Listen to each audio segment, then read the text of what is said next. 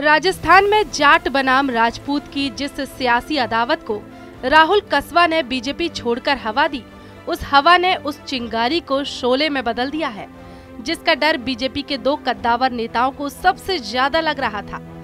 दरअसल राजेंद्र राठौर और सतीश पुनिया के सियासी भविष्य का फैसला इस लोकसभा चुनाव पर टिका हुआ था और सवाल ये उठ रहा था कि विधानसभा चुनावों में अपनी अपनी सीट गंवा बैठे राठौर और पुनिया को क्या पार्टी लोकसभा चुनाव में टिकट देगी या नहीं।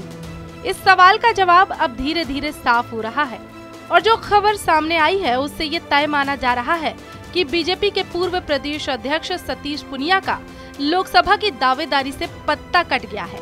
यानी स्थिति ये है कि बीजेपी इस बार सतीश पुनिया को लोकसभा का टिकट नहीं देने जा रही। दरअसल बीजेपी ने आगामी लोकसभा चुनावों के लिए नई जिम्मेदारियां सौंपी हैं, जिसके तहत विनय सहस्त्रबुद्धे को राजस्थान का चुनाव प्रभारी नियुक्त किया है, जबकि विजया राहटकर और प्रवेश वर्मा को सह प्रभारी बनाया गया है।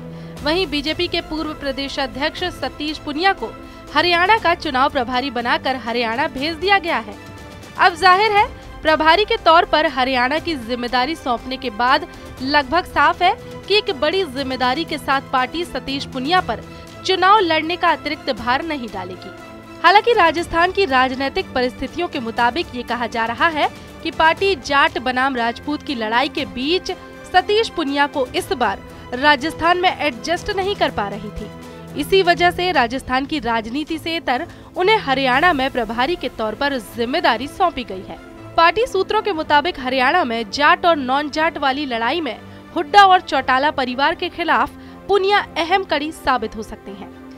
खैर, बीजेपी के लिए परिस्थिति उसी दिन शुरू हो गई थी जब चुरू से बीजेपी सांसद राहुल कस्वा का पार्टी ने टिकट काटने का फैसला किया। तब राहुल कस्वा ने अपनी राजनीतिक जमीन को नए सिरे से गढ़ना शुरू किया।